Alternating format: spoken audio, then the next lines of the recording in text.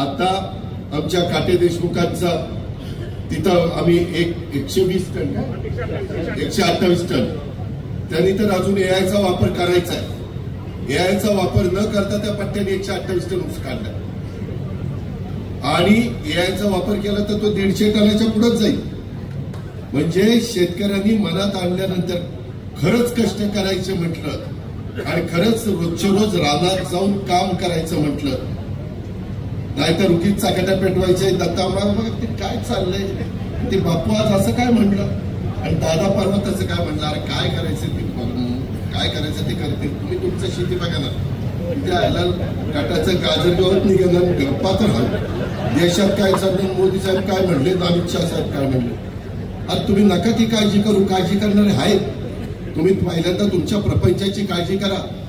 इथं 128 टन एकरी ऊस काढलाय आणि त्याचा आम्ही सत्कार करतोय आणि कितीतरी शेतकरी आहेत 28 टन पण ऊस काढत नाही एकरी।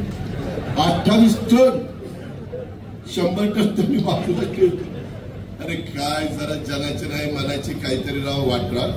बरं आम्ही मामा सगळेजण कॅनॉल उन्हाळ्याचा कधी बंद केला, तुम्ही आम्हाला निवडून दिले, ह्याच्या आधी कॅनॉल बंद व्हायचे काही का असे ना, अजून तरी आम्ही 40 वर्षी कॅनॉल बंद होऊन देत नाही।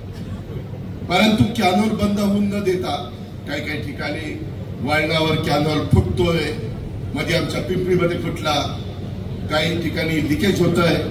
जरा लाईनिंग करायचं म्हटलं थोडं नाही लाईनिंग काय करायचं। अरे आता नवीन जे प्रकल्प होतात तिथं 100% बंद पाईपलाईन मधनं पाणी द्यावं लागतं।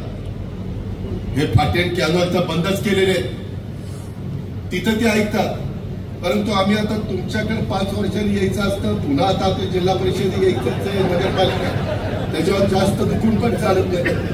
आम्ही आमच्या एका मनाला सांगतो गपरे गपरे गपरे, कारण शेवटी बटन दाबून घ्यायचं असतं तुमच्याकडे, लय वेगळं। त्याच्यावर मोदी साहेब म्हणतात ना एकाच वेळेस निवडणुका उद्या परत 5 वर्ष काही नाही।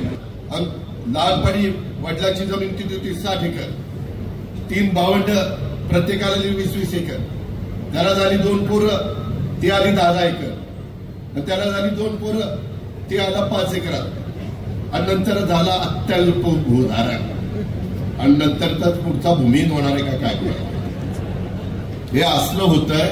त्याच्याकरता प्रपंच वाढवत असताना कुटुंब मर्यादित ठेवा।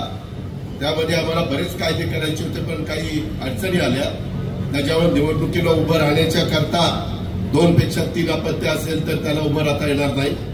त्याच्यामध्ये आम्ही वेगळा विचार करत होतो की ज्या सवलती सरकार देतं त्या सगळ्या सवलती तुम्हाला पाहिजे असतील तर 2 पेक्षा 3रं अपत्य असेल तर त्याला मिळणार नाही।